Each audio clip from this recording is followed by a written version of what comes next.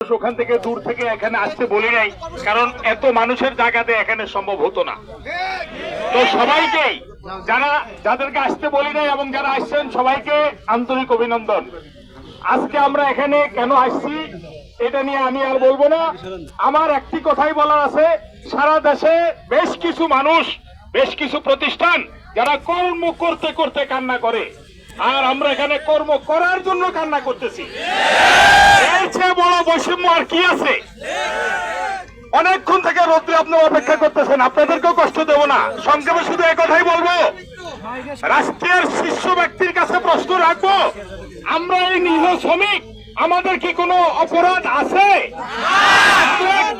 থাকলে কি বলেন, আর না থাকলে আমাদেরকে কেন কষ্ট দিচ্ছেন?